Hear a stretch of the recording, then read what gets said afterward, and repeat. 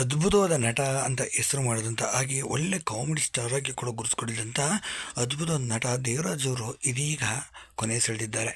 ಅದು ಕೂಡ ತೀವ್ರವಾದ ರಸ್ತೆ ಅಪಘಾತದಲ್ಲಿ ಪುಣೆಯಲ್ಲಿ ನಡೆದಂಥ ಈ ರಸ್ತೆ ಅಪಘಾತದಲ್ಲಿ ನಟ ದೇವರಾಜ್ ಅವರು ಕೊನೆ ಸೆಳೆದಿರೋದು ಇಡೀ ಚಿತ್ರರಂಗಕ್ಕೆ ದೊಡ್ಡ ಮಟ್ಟಿಗೆ ಆಘಾತವೇ ತಂದು ಕೊಟ್ಟಿದೆ ಅಂತಲೇ ಹೇಳ್ಬೋದು. ಮೊದಲೇ ಚಿತ್ರರಂಗದಲ್ಲಿ ಸಾಕು ಸಾಕು ಸಾಲು ಸಾಲು ಸಾವು ನೋವುಗಳು ಸಂಭವಿಸ್ತಾ ಇದೆ. ಒಂದು ಕಡೆ ಆತ್ಮಹತ್ಯೆಗಳು, ಒಂದು ಕಡೆ ಆ, ಸಾವು ನೋವುಗಳು, ಇನ್ನೊಂದು ಕಡೆ ಆರೋಗ್ಯದ ಸಮಸ್ಯೆಯಿಂದ ಹೃದಯಾಘಾತಗಳು ಹೀಗೆ ಆಗ್ತಾ ಇರ್ಬೇಕಾದ್ರೆ ದೇವರಾಜ್ ಪಟೇಲ್ ಅವರು ರಸ್ತೆ ಅಪಘಾತದಲ್ಲಿ ಕೊನೆ ಸೆಳೆದಿದ್ದಾರೆ.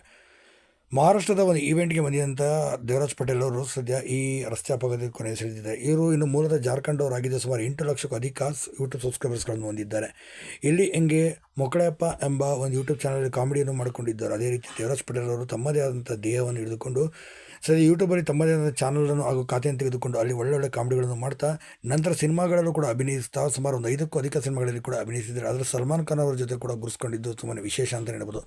ಇಂಥ ದೇವರಾಜ್ ಪಟೇಲ್ ಅವರು ಪುಣೆಯಲ್ಲಿ ನಡೆದಂಥ NH-75 ಭೀಕರ ರಸ್ತೆ ಅಪಘಾತದಲ್ಲಿ ಕೊನೆ ಸೆಳೆದಿದ್ದಾರೆ. ಇವರು ಆತ್ಮಹತ್ಯೆ